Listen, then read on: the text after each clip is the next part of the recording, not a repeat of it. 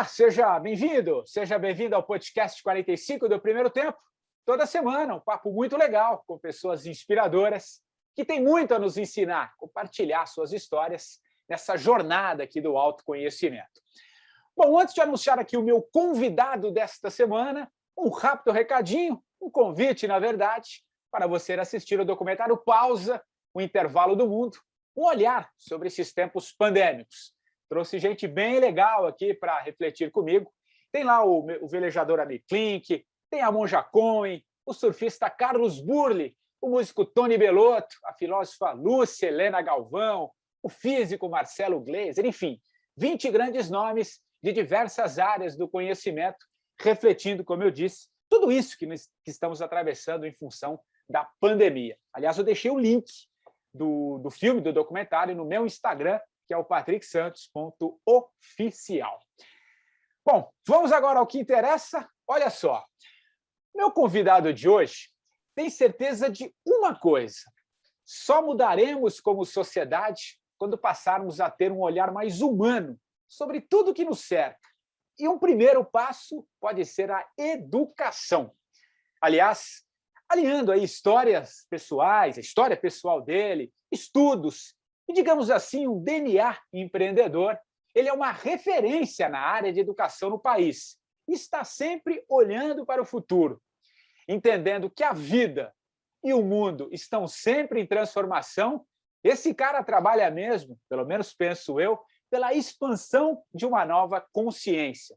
Em tudo que ele faz, ele traz aí o princípio do amor, das relações humanas e sempre tudo com muito propósito. Eu estou falando do Daniel Castanho, fundador e atual presidente do Conselho da Ânima, um dos maiores grupos educacionais privados do país. Tudo bem, Daniel? Que legal tê-lo aqui, cara. Incrível estar aqui, incrível, espetacular enfim, ter a oportunidade da gente discutir, né, da gente conversar sobre esse momento. Quando eu penso, e aí a primeira reflexão que me veio, já hora que você fala que é 45 do primeiro tempo, né? 45 do primeiro tempo, e aí, quando eu estava pensando um pouco, André, enfim, eu achei genial essa ideia do 45 do primeiro tempo, e parece que é uma coisa que está acontecendo, eu vou dizer assim, com todo mundo. Todo mundo, cara. Todo mundo está no 45 do primeiro tempo.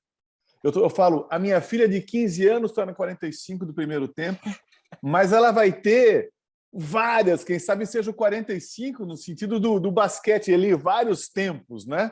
A gente está no 45 literal aqui do futebol, mas assim, todo mundo está no momento de reflexão. A gente está no momento de reflexão enquanto sociedade, no momento de reflexão individual.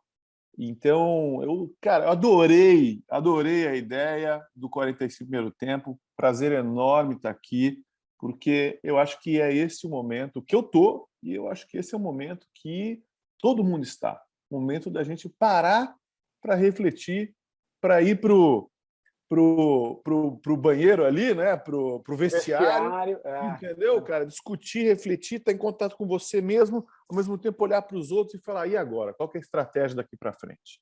Cara, que bola nós vamos jogar, né? Que bola que nós vamos jogar, porque o mundo também parou, né? O mundo parou, é isso que eu falo um pouco no meu documentário que eu lancei recentemente. E acho que você falou uma coisa muito interessante, que na hora que você falou, é isso, todo mundo, de alguma maneira, está fazendo o seu intervalo, né? E não necessariamente não precisa ser com 45 anos, pode ser com 15, como o caso da tua filha, outros com 20, outros com 30.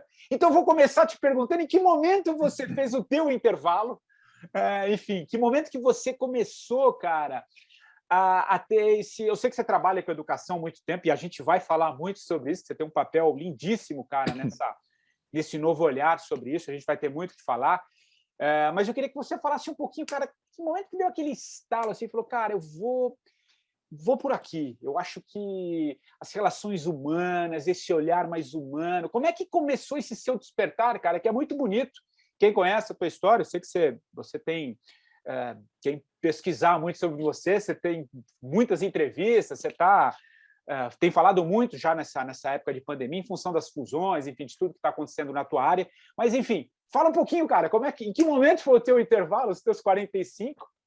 Então, não, eu acho que... Bom, eu acho que tem alguns, por isso que eu falei que eu acho que na vida você vai passando por alguns momentos de reflexão, algumas coisas. É sempre nos grandes desafios que a gente cresce, né? Quer dizer, os desafios fazem a gente amadurecer. Eu falo que existe o fracasso bem-sucedido, é aquele que a gente aprende com ele, né? Boa, então, é como o medo, quer dizer, você enfrentar alguma coisa, você enfrentar o medo, não é você deixar de ter medo. Coragem é você ir com medo. Porque senão não é coragem. Se você não tiver medo, você não tem coragem nenhuma. Você vai lá e faz. Eu não tenho coragem para abrir a porta de casa. Por quê? Eu não tenho medo. Se eu tenho medo, é porque aí eu tenho que ser corajoso. Então, eu acho que nos momentos da minha vida que eu tive que enfrentar esse meu medo, os momentos da minha vida que foram os mais doloridos, né, que eu fracassei, digamos assim, eu tinha um risco iminente do fracasso, foi o que que eu mais amadureci, que eu mais refleti e tal. Então, são sempre os momentos de decisão. Eu falo que nós somos o fruto das escolhas que fizemos, né? Agora, escolher entre o certo e o errado é fácil. Difícil escolher entre o certo e o certo. Né? Então, aí você tem que... Porra, e aí a maneira como você lida com ele. Então, se você escolhe entre o certo, e os dois caminhos estão sempre bons e tudo mais, né? Muitas vezes. E aí, só que qual que te dá mais frio na barriga? Qual que te dá mais adrenalina? Qual que faz você ser mais humano, vibrar de verdade? É aí que você tem que se jogar. Né? Entre o mais ou menos, a vida mais morna, eu falo, é mais do que estar inteiro. Você tem que transbordar. Né? E para transbordar, você tem que estar ali de verdade, com a cabeça, com o sentimento, sentir. Eu falo que uma coisa é tomar decisão do lado com a razão, né? Que é o cérebro, a razão do cérebro. Outra coisa é com a emoção. Agora tem um negócio que é no meio do caminho, que é a razão do coração, que é você sentir. A razão do coração é algo que é uma convicção, que você acredita que tem algo dentro de você, você não sabe explicar, não cabe em palavras. Eu digo que eu faço essa brincadeira, é igual, imagina que um cara da pré-história, né, veio para cá, ficou aqui um dia e voltou. Quando ele voltar, ele vai falar o quê? Tinha um pterodáctilo que voava, tinha um dinossauro que as patas eram 4 rodas. Ele não sabe explicar carro. Tem uma caverna, uma em cima da outra, prédio, avião. Ele não tem o vocabulário para explicar. Então, muitas vezes, a convicção ela vem de um lugar do sentir que você não consegue explicar. Faltam palavras, as palavras minimizam, né? Encapsulam aquele sentimento genuíno que você tem. E esses foram os momentos da minha vida. Foi o momento quando a gente comprou uma universidade, eu sentia dentro de mim que a gente tinha que fazer. Não cabia na planilha, cara. Estava totalmente quebrada, falida. Você não conseguia convencer ninguém. Mas eu olhava assim, mas vai dar certo. E até faltam palavras. Quando a minha filha mais velha nasceu, e ela nasceu super prematura, com 700 gramas, 24 semanas, pra você ter uma ideia. Ela ficou na UTI 82 dias. E o primeiro dia o médico olhou para a gente e falou: você é religioso? Vocês são religiosos? A gente falou: somos. Ele falou: então reza. Reza para ela morrer. Porque se ela viver, ela vai ter vida vegetativa. E eu olhei para ele naquele momento e falei: a diferença entre dar tudo certo e tudo errado é se ela sair daqui a 3 meses ou daqui a 6 meses, mas ela vai sair daqui. E ele olhou com uma cara até comigo de dó, porque ele falou: esse menino não tem a mínima ideia do que ele está falando. Mas eu tinha uma convicção dentro de mim, uma convicção que era inexplicável, e ele não sabia explicar.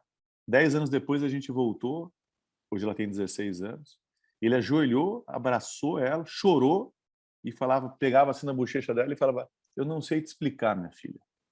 Esse mesmo médico. Então, eu estou falando dessas convicções.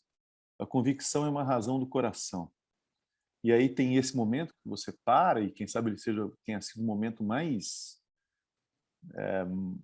transformador da minha vida, né? Onde todo o resto se torna muito, muito pequeno, muito simples, muito fácil, depois de ter passado algo assim. Agora, esse daqui é um momento, de novo, que eu diria para você, né? Depois eu tenho mais outros 2 filhos, é claro que casamento, filhos, as coisas mudam muito, mas essas conquistas que você faz quando você tem medo, é o frio na barriga, e tentar viver uma vida assim, o tempo inteiro você está em alerta e com desejo de querer mudar. E este ano foi um ano, para mim, de muita reflexão, de olhar para dentro, né? Parece que assim, olha, eu falo que, quem sabe, essa pandemia me trouxe 2 grandes lições. Primeiro, faltou respirador. O que a gente tem que fazer? Respirar. Estar em contato com você mesmo. Estar em contato com o seu eu maior. Entender quem é você. Buscar a sua essência, para que você possa entrar no flow. E a segunda coisa, a gente tem que usar máscara. Significa que a gente tem que olhar no olho da outra pessoa. Tem que olhar no olho. E agora você só tem o olho para olhar. E o olho é o reflexo da alma.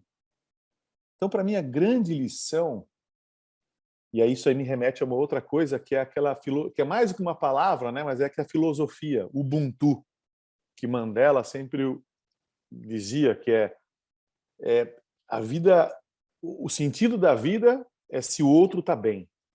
Você não consegue estar bem, você se reconhece nos fractais que de alguma maneira você enxerga nos outros. E aí entenda, quem sabe a lição é, você tem que entender quem você é, estar conectado com a sua essência, entender qual que é o seu papel. Eu falo muitas vezes, a gente não é o que a gente junta, a gente é o que a gente espalha. Não interessa quem você é, né? Muito menos o que você tem, o que é importante mesmo é o que você deixa, é como você deixou esse mundo melhor. E isso você só consegue fazer se você estiver conectado com a tua essência, entender quem você é de verdade. E aí conseguir olhar no outro e, de alguma maneira, se reconhecer. Reconhecer os seus desafios, reconhecer o que você tem que evoluir, que você tem que crescer. As pessoas com que você não gosta, mas é que o mundo lhe trouxe, quem sabe são seus grandes mestres, aquele com quem você vai ter que aprender. E aí sim, eu acho que aí você consegue evoluir. Então, para mim, essa pandemia, eu posso dizer que esse é o momento que eu comparo com o momento do nascimento da minha filha, onde eu cresci muito, onde eu passei por muita reflexão e tal. Esse daqui é um momento que eu passei por muita reflexão para entender. Então, eu estou, pela segunda vez, no meu 45 do primeiro tempo. Que legal. Pô, que lindo, cara. Que muito, muito bonito o teu relato, o teu depoimento. E é interessante, né, Daniel? Porque, cara, a vida, eu falo muito isso aqui com os entrevistados, com todo mundo que passa aqui, a vida conversa com a gente o tempo inteiro, né? A vida está sempre conversando. O que aconteceu no episódio da tua filha, o primeiro, cara, ali foi. E achei muito legal, muito, muito, muito forte isso que você falou. É aquela convicção, é aquela coisa que vem, né, cara? Aquela coisa vai dar, vai, vamos embora.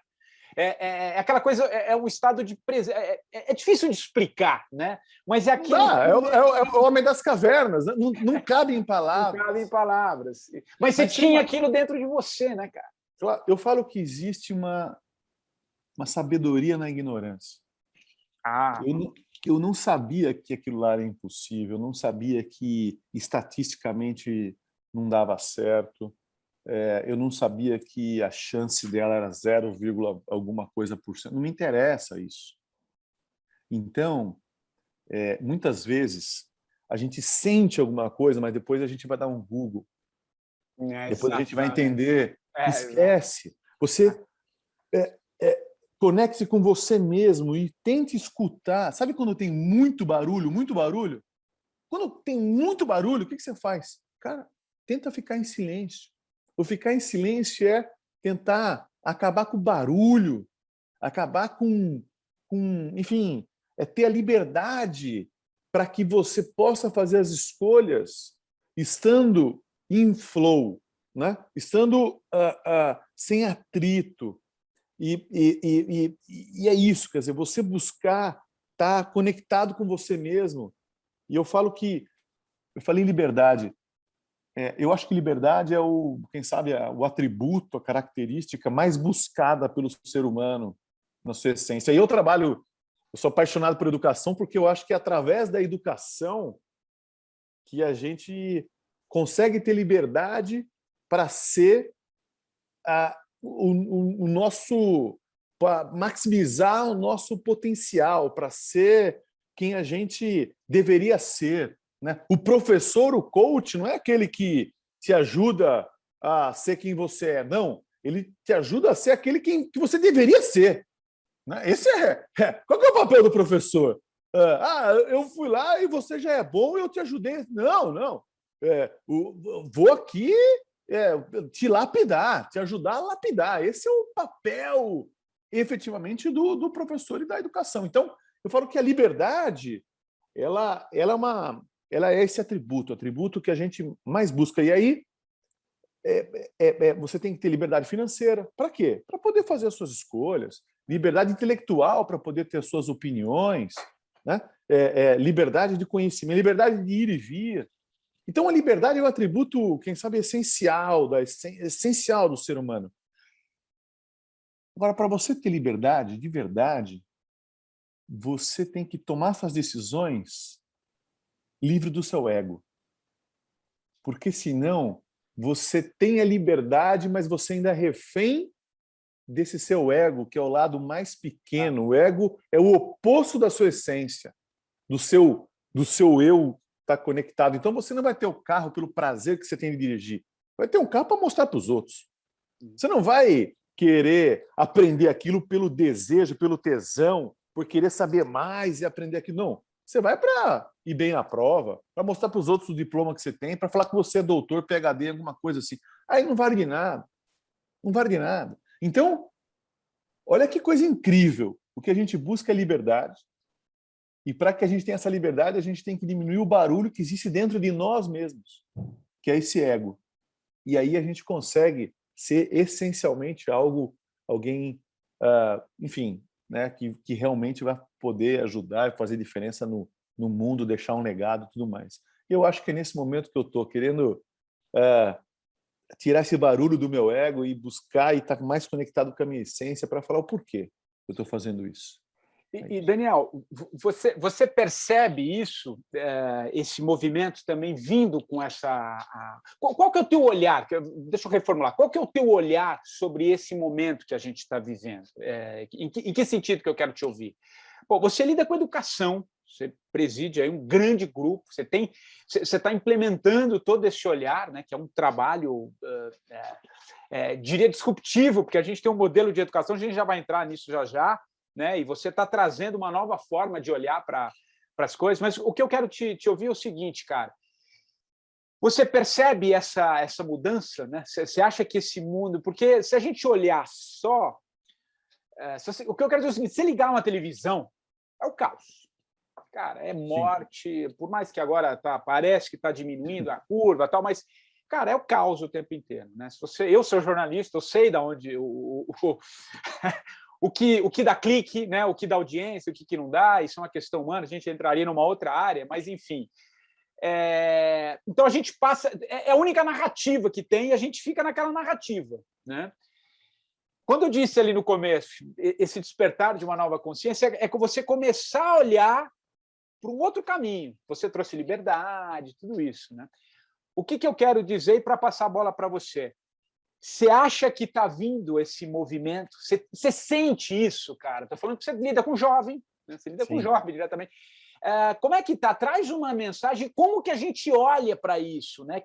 Como que a gente sai desse marasmo de narrativa única que o caos está instalado, que não tem vacina, o ano que vem tem eleição, então a gente fica... Então, enfim, cara, como é que você olha? Você está otimista? Você... Seria Então, legal te olha ouvir, só, cara. por que que eu tô muito otimista? Por que que eu estou muito otimista é o seguinte, eu acho que essa pandemia, ela não mudou nada, ela simplesmente acelerou a morte do velho. Ela, de alguma maneira, vai dar condições para que as pessoas... Porque a gente está... Quando você toma um susto, você teve uma ameaça de infarte, você teve um acidente, alguma coisa assim, e você se curou, se salvou e tal, pô, você se torna uma outra pessoa. Uma pessoa se passou muito, muito próximo de algo que foi muito dolorido, como o caso que eu descrevi aqui, no meu caso, com a minha filha e tal. E você não tem como você sair de lá o mesmo que você entrou. Não sei que você é um tonto, entendeu? Você desperdiçou a sua oportunidade de evoluir, né? Evoluir é diferente de crescer.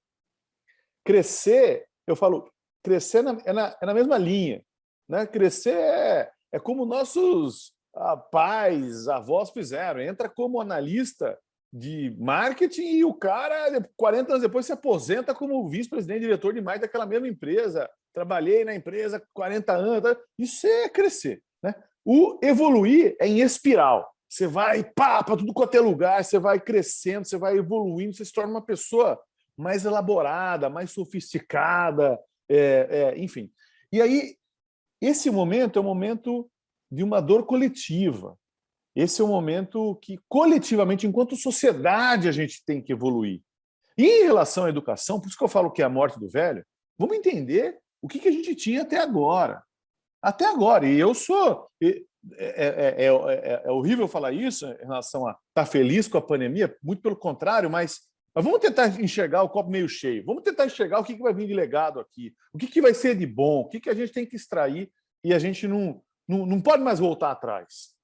Uma delas é essa mudança radical em relação à educação. A educação foi, vamos lá, ela foi estruturada na época da Revolução Industrial, cujo foco é tirar o cara do campo e trazer o cara para a indústria. Você oferece a mesma coisa para todo mundo. Olha como é que é a escola, grade curricular, jaula, né? Disciplinas, toca um sinal, a criança vai tomar um solzinho, é um presídio.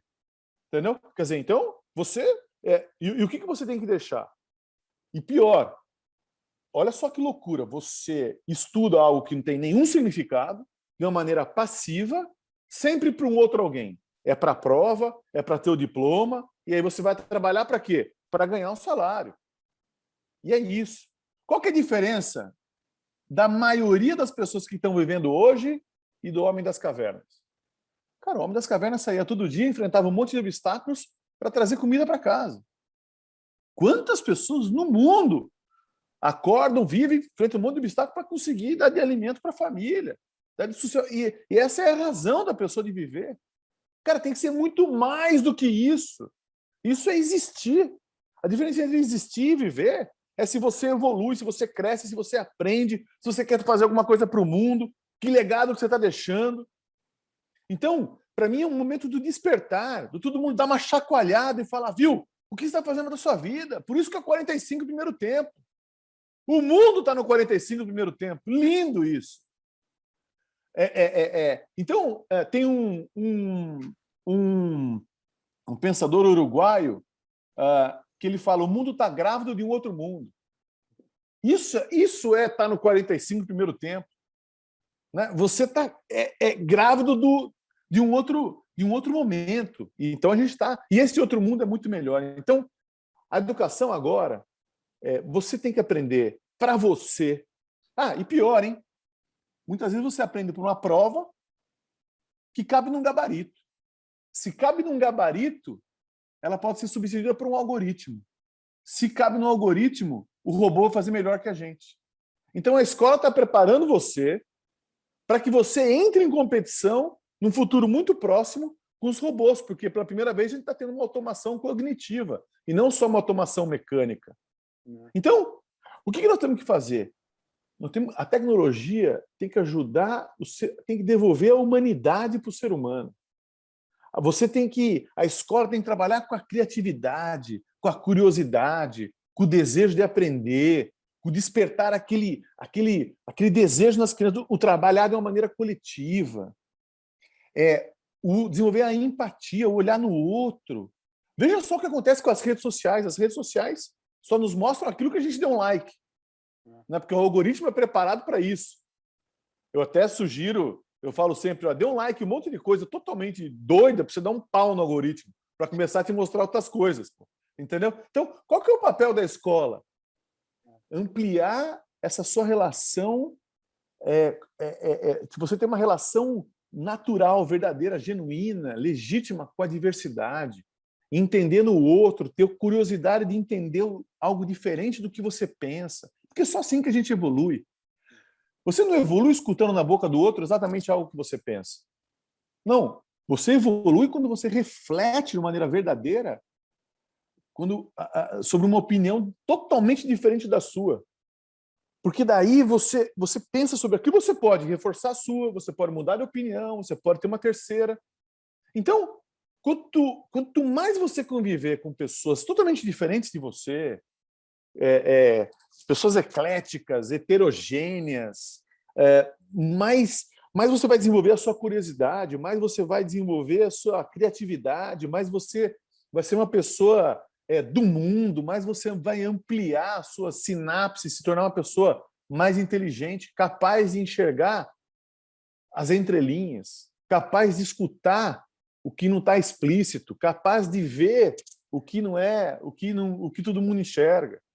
E aí sim você se tornou uma pessoa muito mais incrível. Então, eu acho que a gente está num momento de disrupção, que as pessoas vão deixar de aprender de uma maneira passiva, algo que não tem nenhum significado, você vai começar a exigir significado, você vai atrás agora e fala, não, por que eu estou fazendo isso? Por que eu estou estudando aquilo? E esse porquê pode sim gerar necessidade. Olha, por que você agora, para construir uma cadeira, você precisa entender as medidas? Tá bom, então você tem um desafio. Para você fazer um bolo, uma receita, 3 receitas daquilo que você vai fazer daquele brigadeiro, você precisa aprender a regra de 3 para fazer a proporção. Tá bom. Então, aí você está gerando a necessidade. Ótimo. Então, ou por necessidade, ou por curiosidade. Né? Por quê? Qual que é o desafio agora? Qual que é o impacto? Então, o homem foi para a Lua. Então, e aí você consegue, de alguma maneira, eu estou falando assim, olha, quer estudar sobre a China, que está agora em voga? Pô, não fica tentando estudar as dinastias, o império, o que aconteceu com a China, as datas, tal. Pô, vai estudar o budismo, né? E ver como que o budismo influenciou hoje na sociedade, né? Vai entender um pouco sobre a história para que você consiga entender e chegar hoje e explicar por que a China é a China, os Estados Unidos é os Estados Unidos, a Europa é a Europa e assim por diante. E aí você consegue ter uma visão muito melhor do mundo. Tem um pouco, né, dessa busca, e está muito em voga agora, né? Se fala muito também dessa busca, né, da ancestralidade, no sentido desse conhecimento, né? Você citou, quer conhecer a China, vai estudar lá o budismo, todas as tradições.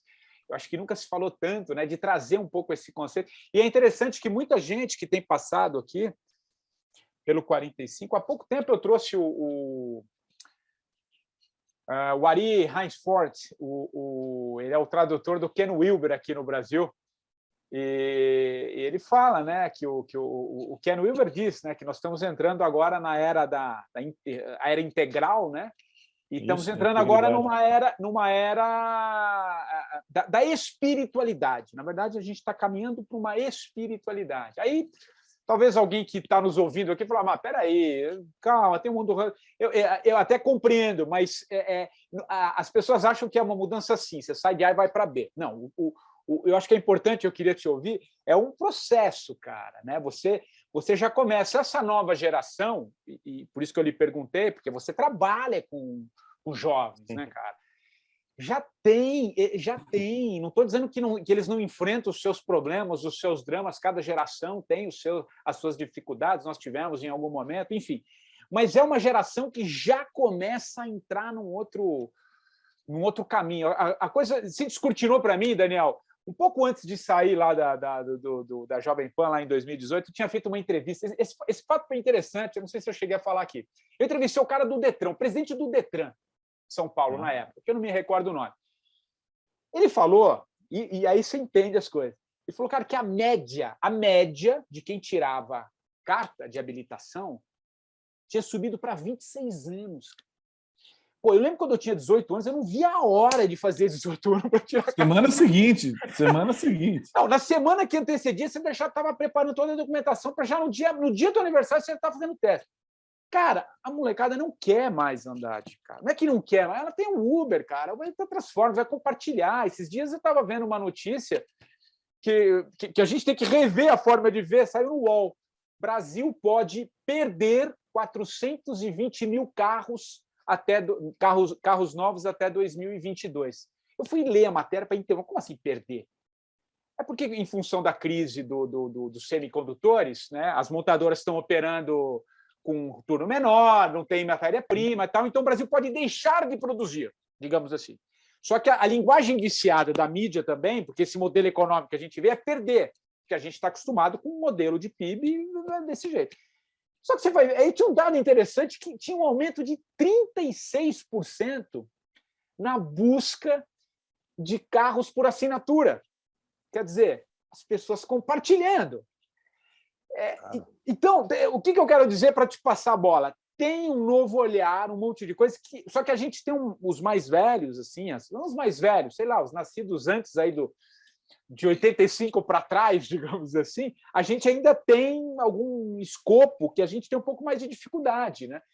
E tudo é uma questão de olhar. Então, passo a bola para você para a gente discutir um pouquinho esse olhar e tudo por onde a gente caminha, né, cara? Então, eu acho que... olha só, quando eu falei da filosofia Ubuntu, que é muito mais a respeito do coletivo, porque você cuidar do outro, você antes tinha o que interessa o que o outro ganha, tal, o que importa é o ganha, o que importa é o que eu vou ganhar, né? O ganha perde, o ganha, enfim. Aí não, é importante os dois, o ganha ganha. Eu acho que a gente está entrando e começando, tá? Vivendo uma sociedade que é como se você se importasse com o que o outro ganhe.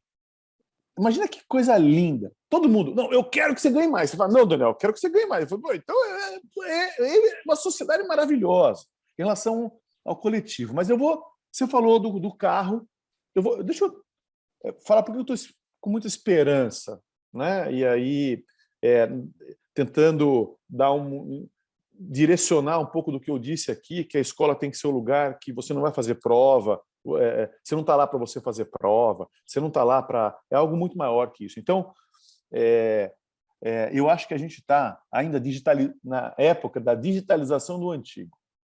E a gente vai criar o digital, vai criar o novo. Eu estou chamando de digital, mas vai criar esse formato novo de uma nova era.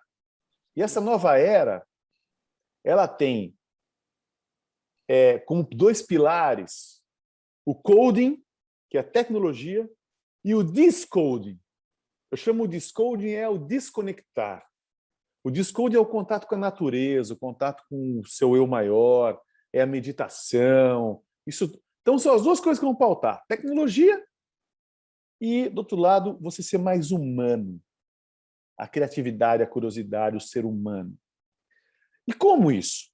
E aí, vou dar um exemplo do que é hoje. Hoje você vai para a escola, você faz um trabalho com as crianças que estão na sua classe, naquele espaço físico,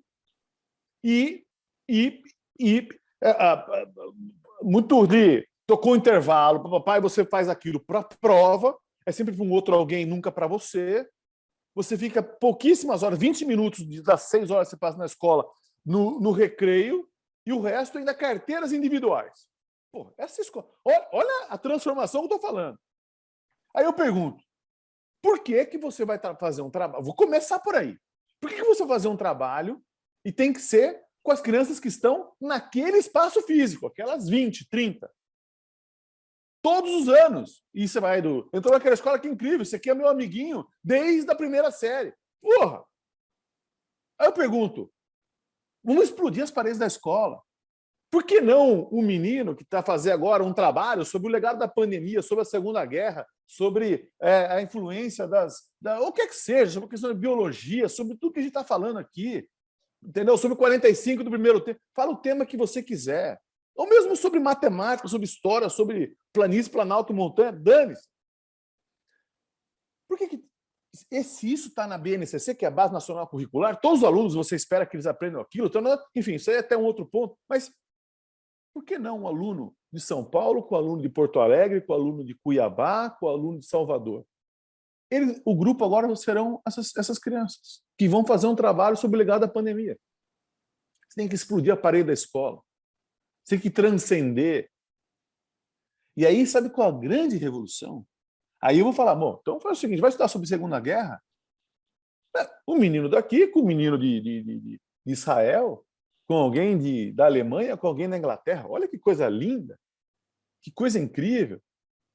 E aí eu pergunto, e os professores? Ah, o professor pode ser aquele que inspira, que provoca, que ajuda você a ampliar o repertório para quê? Para que você possa ter contato com algum especialista, com um cara incrível. Agora ele está falando aqui sobre viagem espacial. Tal. O que significa? Por quê? Por que agora? Qual que é o grande obstáculo? Qual que é o grande desafio? O que significa? E como é que é? Papá? Eu não sei nem fazer as perguntas se eu tiver com um astronauta na minha frente. Agora, se eu tiver um professor que me inspira, que provoca, ampliou meu repertório, e aí sim me coloca em contato com o cara, que aquilo vai me gerar um monte de dúvidas, eu vou começar a fazer perguntas interessantes. E a coisa mais linda é que esse astronauta ou o jardineiro, para falar sobre botânica, né? Para falar sobre um pomar, para falar sobre a fruta, enfim, as estações e como aquilo influencia, por exemplo, a uva ou o que é que seja. Enfim, qualquer assunto que você quiser falar, se você conseguir trazer um especialista, a coisa mais linda que o especialista vai trazer é a paixão. Porque para você ser especialista em alguma coisa, você tem que ser apaixonado por aquilo. E aí isso vai despertar aquela paixão nos alunos. E aí, aquilo lá é incrível. Então, você imagina essa escola que você quebrou as paredes. O professor está lá, ele é aquele que inspira, provoca. Os alunos vão fazer grupo de alunos com pessoas de qualquer outro lugar. Os professores vão estar em qualquer outro lugar do mundo. Mas essa escola você chegou e antes de qualquer coisa, todo dia, você vai meditar. Você vai ter a aula, muitas vezes, não naquele espaço físico, dentro daquela sala de aula com algumas janelas, você vai no jardim. A sala de aula vai ser numa lona, embaixo de uma lona, num jardim. Você vai estar ali discutindo. Então, a tecnologia ela tem que dar a possibilidade para que você possa estar próximo desse mundo em tudo quanto é lugar e, ao mesmo tempo, você ter mais tempo para você estar conectado com o seu eu maior, com a natureza, você vai falar com esse cara que é o especialista, o cara mais espetacular do mundo para falar sobre o futuro que não é mais carne, que agora é a carne com verduras, né? Plantas, né? Através de planted, planted based, né? Quer dizer, então ele é baseado em vegetais e tudo mais para fazer o hambúrguer. E esse cara ele é apaixonado. Depois você vai falar com o cara da horta e depois você vai querer fazer o seu hambúrguer com a sua questão. E aí aquilo vai fazer com que você aprenda química, porque você tem que ter alquimia, que você tem que fazer a liga. E aí a química orgânica tem sentido para você. Porque você quer parar vai que jogar uma tabela periódica na mão e se vira aqui, vai decorando. E se vira! Entendeu? E aí o que é química? Aí você não sabe nem para que é aquilo. E você fica decorando, né? Sulfato, sulfito, sulfírico, sei lá, nem lembro mais. Pô, se tiver 2 carbonos, se tiver não sei o quê, se tiver que tem que conectar com não sei o quê. E você não sabe nem para que é aquilo, você nunca entendeu daquilo. Então, eu estou dizendo, a gente está entrando num momento onde será possível quebrar essas paredes, onde a gente vai ampliar essa diversidade, a gente vai estar podendo conectar as pessoas que são apaixonadas. A gente acabou sistema de ensino. Sistema fechado. Ensino. O que importa é o que o professor ensinou. Não, a gente está indo de sistema de ensino para ecossistema de aprendizagem. O que eu descrevi agora é um ecossistema de aprendizagem. Não interessa o que o professor ensinou. O que importa é que o aluno aprendeu. Ô, Daniel, e esse ensino, ele vem no modelo híbrido, à distância e presencial? Como é que física, para trazer tudo isso, tem aulas remotas? Como é que vai funcionar? Ele mescla as duas coisas? Veja, eu acho que a palavra presencial e a distância vai deixar de existir. Opa! O que nasce aí? Então, veja só, é educação, é o aprendizado com o uso de tecnologia. Eu pergunto, essa nossa conversa é presencial ou à distância? Tanto faz, eu estou olhando o seu olho, você está olhando dentro de casa, você está olhando meu olho. Agora, se eu assistir uma palestra sua, num auditório, você falando para 2.000 pessoas, eu só olho o seu rosto ali no telão ali. Aquilo lá era usado presencial. Bom, isso daqui é usado à distância. Ao contrário, isso aqui é muito mais de perto. Então não é de distância, isso aqui é de perto. Estou olhando no seu olho. Então, o que eu estou querendo dizer é que esse conceito de espaço, de tempo, de lugar, ele deixa de existir. Então a escola... Agora, o que está acontecendo? Por isso que eu falo que é digitalizar o antigo. Então, a escola vai ser desenhada entre o que é síncrono e assíncrono. Assíncrono, gravado, editado, incrível, de diversos ângulos, você vê, volta, vê de novo, anota. E o síncrono? Síncrono é para tirar dúvida, para interagir, para fazer pergunta, para conversar. Isso é o síncrono. Agora, a gente está usando os tempos síncronos de uma maneira assíncrona. Porque o professor fica repetindo o que está lá, o que ele está descrevendo numa apostila. Pô, e isso é que era já um horror, seja presencialmente ou seja via computador, não interessa. Ficar um momento entre aluno e professor, o professor repetindo alguma coisa que poderia ser gravada e visto antes, visto de uma maneira, ele na casa dele. Então, o que eu quero dizer é o seguinte, é incrível você estar no estádio vendo um show ou um jogo de futebol, porque você tem aquela emoção e todo mundo junto e tal, né? Maravilhoso. Agora, você vacilou, você perdeu o gol. Se você dá uma olhada para o lado, já era, perdeu a jogada. Na tua casa, você vê de diversos ângulos, mas não tem a emoção do estádio. O que é melhor? Tanto faz, o melhor é a combinação dos dois. E é isso que será a educação. É o assíncrono, que é você ver da tua casa o tempo inteiro e ver várias vezes, e o síncrono, que tem que ter emoção, tem que estar lá, tem que vibrar, tem que discutir junto, tem que construir de uma maneira coletiva. E o que é a coisa mais importante? Eu falo, a escola acontece também na sala de aula. Também. Aprender o conteúdo é a coisa mais pobre da escola. Por que a gente vai para a aula? Porque a escola é o primeiro espaço social do ser humano.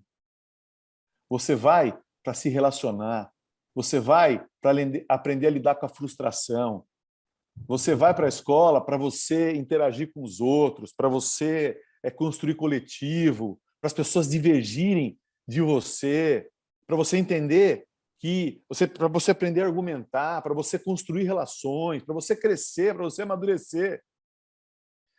E também aprendendo alguma coisa, também aprendendo um conteúdo. Mas você não vai para a escola para isso. E todo mundo, todas as pessoas, por isso que eu falo ainda, estamos digitalizando o antigo, estão querendo fazer o quê? Transformar a escola naquele espaço de transmissão de conteúdo. E não é isso.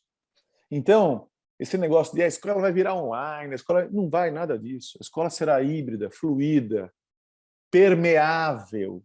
Permeável, a escola será permeável. A universidade será permeável com a sua vida, o seu trabalho, que é o seu ofício, que é o que você faz, que é qual a tua razão de viver, o teu propósito. Então, eu acho que a vida nada mais é do que um tempo para que a gente possa aprender, evoluir, crescer, para poder deixar um legado e fazer um mundo melhor. Então, a vida para mim é a capacidade de sonhar e realizar sonho. É isso. Talvez quem venha desse ambiente, né, quem se forme nesse ambiente que você tão bem descreveu, né, desse novo modelo, desse novo olhar, dessa coisa para onde a gente tem que caminhar, talvez quem orbite nessa e cresça nesse ambiente, talvez com certeza vai ter muito menos medo de enfrentar as coisas da vida, né? Talvez vai estar muito mais preparado, né?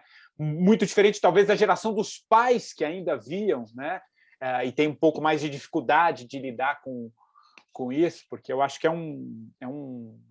por isso que eu acho que você falou, né? É algo disruptivo mesmo, é algo Sim, sim. que é o caminho. Eu às vezes eu fico um pouco assim. É legal estar falando com alguém que está na linha de frente, que é o teu caso, e não é pequeno, porque o teu grupo é grande, vocês acabaram de expandir aí de uma maneira... Eu não sei, são acho que quase 300 mil, não é isso, alunos? Eu li alguma coisa... 360 mil. Cara, então, quando eu ouço isso de alguém que está ali na linha de frente, eu me sinto... Porque, às vezes, eu falo, a pessoa, mas você está maluco, você não é assim, porque é aquela pessoa que está vendo ainda naquele formato, naquele tubo. Então, te ouvir, isso me traz Não, veja, é assim. Não, você não vai entrar, olha só, você não vai entrar mais no curso de administração, direito ou engenharia. Você vai entrar na universidade. Você vai ver aquelas 5.000 competências. E você vai escolhendo. Então, a universidade tem que, primeiro, fazer a curadoria. O que é que eu vou oferecer? O que é importante para o cara aqui, para o engenheiro, daqui a 6 anos, daqui a 5 anos, e não hoje.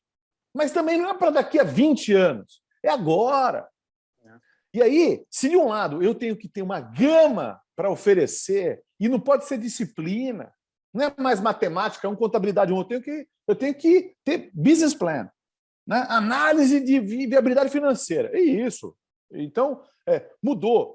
Não é mais disciplinas, são competências, híbrido. Os espaços físicos vão mudar completamente.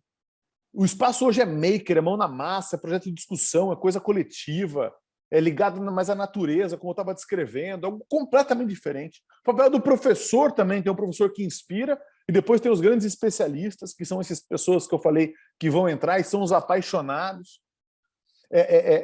E de uma maneira fluida, com o seu ser, com o mercado de trabalho. E mais, então se de um lado eu tenho que ter a curadoria, do outro eu tenho que ter a mentoria, que é ajudar você a fazer as escolhas.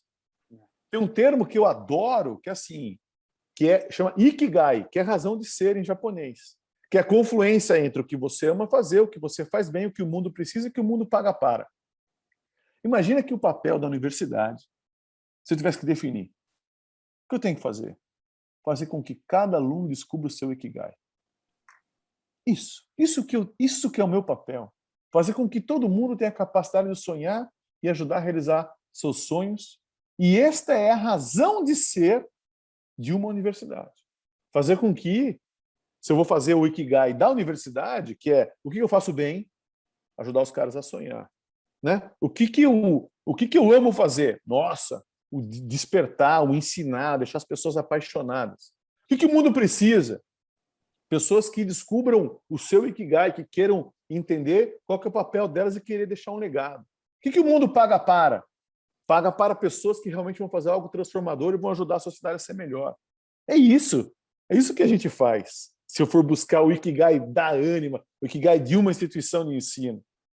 E eu tenho que fazer isso, despertar isso efetivamente nos alunos. Então, esse daqui é o nosso papel, isso daqui. E aí a universidade. E tem mais. Eu faço tudo isso, então a curadoria, a mentoria, e depois, a terceira parte. A avaliação tem que ser um assessment. A avaliação não pode ser punitiva. Tirou 7, repetiu de ano. Não pode ser também uma ferramenta para o professor, entre aspas, engajar o aluno. Presta atenção nisso aqui que vai cair na prova. Você está de brincadeira? Esse professor ele já morreu. Entendeu? Pô, o professor que ele só consegue ter atenção dos alunos porque ele faz chamada, porque aquilo vai cair na prova, acabou. Acabou. Não, o problema dos alunos não são engajados. Meu amigo, olha para você, o problema é teu. A mesma coisa que o médico falar aqui, o problema é do paciente que não tomou remédio. Você está de brincadeira. Você tem que ter um cuidado, cara. Você é responsável pelo teu paciente, você é responsável por ele se dar bem. Então você é o responsável. Professor, você é o responsável. Agora, do outro lado, eu acredito que na sociedade que a gente está vivendo, E nesse mundo que a gente está vivendo de transformação, as instituições de educação, sejam elas escolas, universidades ou outras, enfim, não estão estruturadas em relação à MEC, mas as empresas de educação serão as grandes protagonistas dessa transformação e os professores serão os grandes artífices dessa revolução que a sociedade precisa. Então, não tenho dúvida que o papel, as pessoas mais importantes serão os educadores, inclusive nas empresas. Então, aí você chegou num ponto que eu queria dar uma avançadinha. A gente está caminhando para o fim aqui da conversa, mas eu acho que dá para a gente ainda trazer esse tema. A partir dessa... Você já vê essa mudança também nas empresas? Eu sei que o termo que a gente conhece é o currículo, me dá aí o teu currículo. Isso tem empresa que já nem olha mais, nem quer saber, né? Já é um outro olhar sobre quem vai adentrar ali na empresa e fazer parte do grupo, né? Quer dizer, isso já veio um pouco nisso que você está falando, né? Nesse novo olhar, né? E esse engajamento, e aí sim a gente cria um novo mundo, né? Tem um livro que eu gosto muito, daqui a pouco, aliás, estou curioso para saber o livro que você vai indicar, que é do Charles Eisenstein, o mundo mais bonito que os nossos corações sabem ser possível, né? Que ele, de alguma maneira, ele passa por tudo isso que você está falando, né? Porque a gente, de novo, né? Eu fico muito feliz quando eu ouço alguém que está nessa linha de frente, porque às vezes você vê que você não está perdido, né? Porque eu também caminho muito nesse lado intuitivo. Eu acho que esses meus 45 do primeiro tempo, que me fez descer ali para o vestiário, cara, você passa a olhar as coisas por uma outra perspectiva. É possível, né? Isso. É que a gente acha que não é possível. A gente acha que não é possível mudar. A gente acha que não. Então, Porque a gente tem um pouco aqui. Eu sei que é fruto da geração, né, Daniel? Às vezes a pessoa tem a formação, tem uma história, cada um tem uma história. Você toma um pouco de cuidado com nesse sentido, mas, dito isso, isso não quer dizer que você não possa operar a mudança. Você só precisa entender, né? Então, olha só, as empresas, para mim, assim, ó, aquele modelo comando-controle acabou. Né? Hoje está falando de empoderamento, confiança, autonomia, claro, accountability, mas você tem que ser accountable por alguma coisa, trabalhar de maneira coletiva e tal. Mas, por exemplo, a Anima. A gente tem quase 20 mil pessoas que trabalham na Anima. A gente não é uma empresa de 20 mil. Né? Nós somos, quem sabe, 2.000 empresas e 10 pessoas. E é isso que é incrível. Todo mundo trabalha por projeto, trabalha junto, trabalha conectado. Enfim, essa quantidade enorme de projetos é que faz com que a gente... E aí você trabalha com confiança, você trabalha com autonomia. E tem que ser assim, é walk the talk. Não adianta eu chegar e querer cobrar comando-controle com o meu professor e falar, mas você ensina autonomia para o aluno. Está doido. Então, eu digo o seguinte, o chefe é aquele que acha que sabe tudo, e ele manda, ele é melhor que os outros e tal. O líder é aquele que inspira, que provoca, que tira o melhor, tal, que trabalha em equipe. Né? Tira a palavra chefe e líder. Esse aqui, o chefe é o mau professor, que acha que sabe tudo, papá, e o líder é o bom professor, aquele que inspira e tal. Então, as características são as mesmas. O que eu quero dizer com isso é que, se há algum tempo a gente criou, algumas empresas criaram as universidades corporativas, que era para suprir o gap entre universidade e empresa, eu acho que hoje é o contrário. Eu acho que hoje a gente tem que criar as empresas universitárias. A empresa universitária é aquela que você está lá para você aprender, para você crescer. Eu falo o tempo inteiro dentro da Anima, tá? Quando foi a última vez que você fez alguma coisa pela primeira vez? Se faz muito tempo é porque você tá ruim. Tá ruim, errado. tá ruim. Entendeu? Aí eu pergunto, você faria o que você está fazendo até de graça? Se sim, aí está no caminho certo. Se não, muda. Se não, vai fazer outra coisa. Porque você não está dentro do seu flow, você não está dentro de você mesmo, você não está íntegro com você mesmo. Sabe aquele negócio? A gente fala muito de fidelidade e lealdade. Eu tenho que ser fiel, a fidelidade. Eu falo, não, você tem que ser leal com os outros, você tem que ser fiel com você mesmo. Você tem que estar íntegro com você. Não é que você tem que desejar fidelidade para o seu cônjuge, fidelidade para o seu sócio, fidelidade para a tua empresa. Não. Para isso é lealdade. Você tem que ser leal. Você tem que estar junto. Tem que apoiar. Mas você tem que ser fiel com você, com a sua essência, está conectado com você mesmo. E se você for fiel a você mesmo, aí sim, pô, e se a sua fidelidade implica em ser fiel com o outro, ótimo, aí você não está sendo incoerente com você, você está sendo íntegro com você mesmo. É esse o momento. E aí as empresas, para mim, têm que...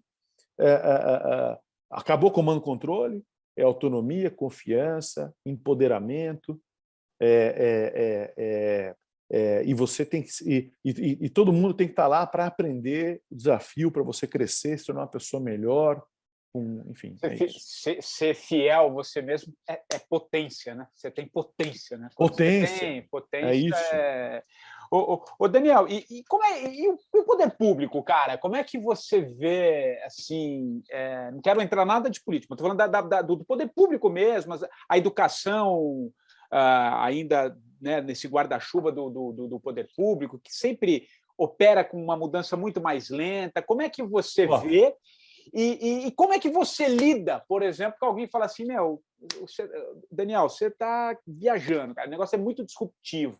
O que você fala para quem ainda pensa e faz a roda girar de um outro jeito? Queria te ouvir essas duas coisas para aí sim a gente finalizar o nosso papo, cara. Não. Bom, primeiro, eu acredito que a grande revolução... Sabe tudo que eu descrevi em relação à escola? Essa de quebrar paredes, e você ter um aluno de Cuiabá, um de Belo Horizonte, um de São Paulo, estudando junto? Aí eu vou falar para você. Imagina quando metade dos alunos for de escola pública e metade de escola privada. Aí vai ser lindo. Aí, olha só que coisa mais linda. Quando alunos de ensino médio da escola pública, bons alunos, que têm bons alunos, obviamente, claro, eles derem aula para alunos do Fundamental 2 ou Fundamental 1 de escola privada. Imagina a autoestima, ele falar, eu sou capaz de dar aula, inclusive, para alguém que é rico, e o cara que está lá na escola privada vai falar, uau, tem gente incrível também do outro lado. Imagina a minha filha, eu tenho uma de 16, uma de 14 e um de 12, e ela...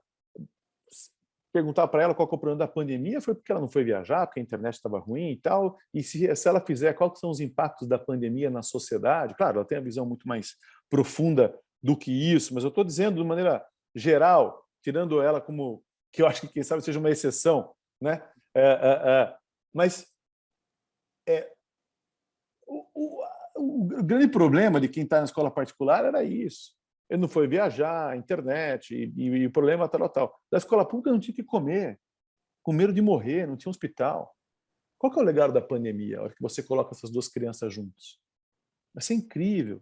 A empatia que você vai gerar, né? O olhar para o outro. Então, a gente está vivendo, eu acho que a grande revolução é quando a gente conseguir criar nanos ecossistemas. Porque, imagina que lindo, todo mundo que tem ProUni não paga mensalidade da escola particular, ou de escola pública também não paga. Imagina, por que a gente não pode dizer, ó, todo mundo que tem ProUni, ou todo mundo que é de escola pública, vai ter que ensinar, se é de engenharia, vai ter que ensinar matemática para aluno da escola pública do ensino médio. Entendeu? Quer dizer, a hora que você está numa escola privada, você vai capacitar seus professores, você também vai capacitar os professores das escolas públicas ao redor ali do seu município. Então, pega uma região, você vai juntar universidade privada, universidade pública, vai juntar o governo, vai juntar a escola pública, escola privada, vai criar um ecossistema onde todo mundo pode ensinar todo mundo, onde todo mundo aprende com todo mundo, porque a melhor maneira de você aprender é ter que ensinar alguém. Então, aí você criou uma revolução. E eu acho que a grande transformação do Brasil vai ser quando a gente tiver múltiplas nano-revoluções. E aí sim você fez uma grande revolução. E pode esquecer, não vamos esperar nada do governo federal, do governo estadual. Esquece esse negócio. Vamos aqui, vamos fazer o nosso trabalho nessas nano-revoluções. E aí a gente faz uma transformação enorme nesse país. E eu realmente acredito que a gente vai conseguir fazer isso. E que é o momento para fazer isso. É porque a mudança não está fora, a mudança está dentro da gente, né? Se a gente, enquanto a gente fica, tem que fazer isso, o governo, claro que o governo tem que fazer um monte de coisa, mas a questão não é essa, faça o seu. O que eu posso fazer, né? Por onde eu posso caminhar? Isso é muito legal. Pô, Daniel, cara, acho que seria capaz de ficar Não, não, uma hora aqui delícia aqui, contigo. pô.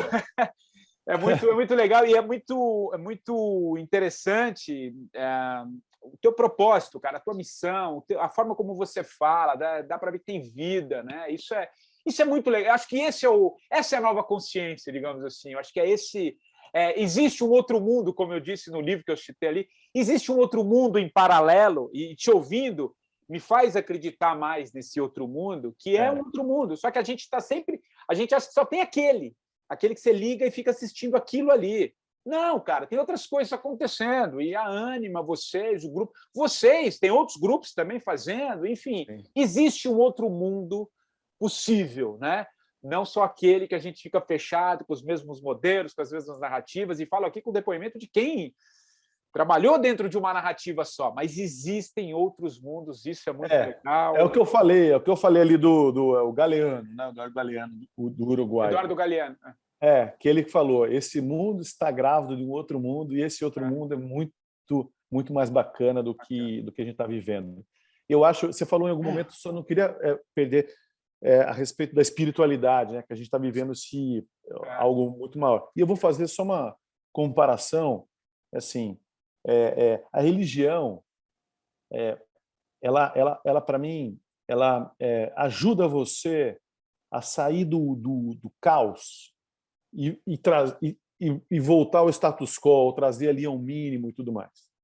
Mas muitas vezes a própria religião ela pode te barrar, porque daí é pelo pecado, ali isso aqui. Então, o que você precisa, mais importante do que religião, é a espiritualidade.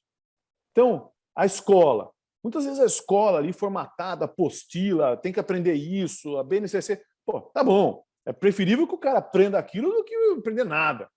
Mas, uma vez você chegou ali, ali é o mínimo, ali não é o máximo, ali é o mínimo, para que daí você possa aprender. Então a gente está entrando no mundo onde a espiritualidade é mais importante que a religião, onde aprender é mais importante do que o conteúdo tal, onde sonhar é mais importante do que outras coisas. E aí, Nietzsche fala um negócio que é lindo, que ele fala, é preciso proteger os fortes dos fracos.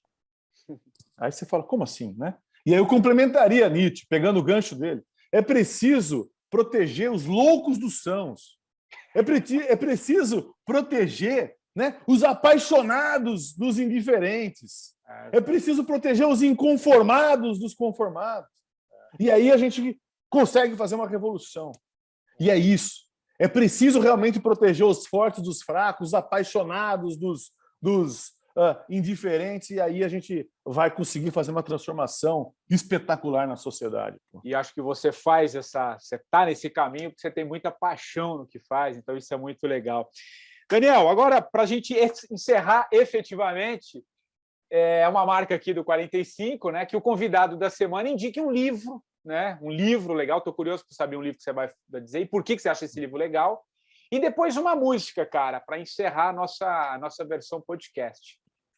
Bom, essa pergunta do livro é... Eu não vou falar nenhum livro. Outro dia me fizeram essa pergunta, eu estava no escritório de casa, e aí eu vou dar essa mesma sugestão, tá? Pegue e pense nos últimos 3 ou 4 livros que qualquer pessoa que leu. E a minha recomendação é leia algo completamente diferente do que os últimos 3 que você leu. É isso que eu recomendo. Então, na vida, uma floresta ela é tão rica quanto mais diversificada ela for. E tem gente que só lê coisa de gestão, tem gente que só lê romance, tem gente que só lê coisa de negócio. Então, cara, eu falo assim, leia poesia. Se você olhar no meu escritório, que eu não estou nele, você tem lá, né, o futuro da educação, né, a geração de learners, você tem livros sobre psicodélicos, você tem livros sobre gestão, você tem livros sobre financeira, você tem não sei o quê, tal. Então, cara, veja, pegue de uma maneira muito eclética tudo que você vê e aí sim você leia alguma coisa totalmente diferente do que você tem lido até agora, e aí eu acho que vai ser incrível.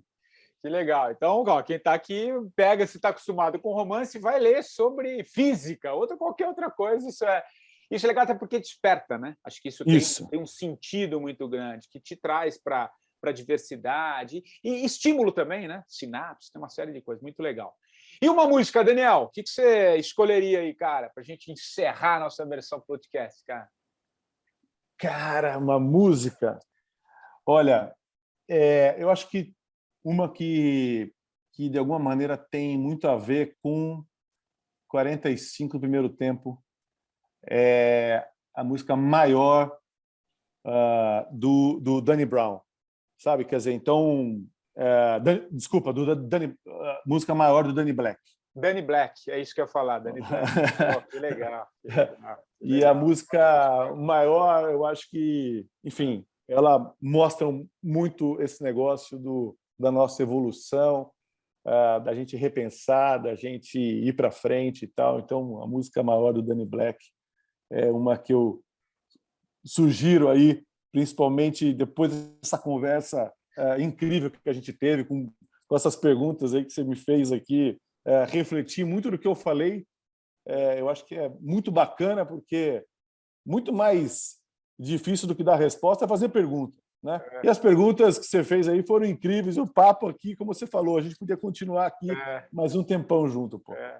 Que legal. O papo fluiu porque eu acho que tem sentido, vi muito sentido no que você faz. Eu acho que estamos aí num caminho muito, muito interessante, assim. Eu acredito muito e eu gosto, ainda mais nesses tempos em que parece que tudo está ruim, né? Quando a gente encontra alguém que, tem saída, está apaixonado, não está olhando para essa crise, está olhando para frente estando presente, né? Já que você falou muito, estando presente, acho que isso não tem preço. Adorei o papo, espero que quem esteve conosco aqui nessa pouco mais de uma hora de conversa tenha tirado boas conclusões, tenha ampliado o olhar, né?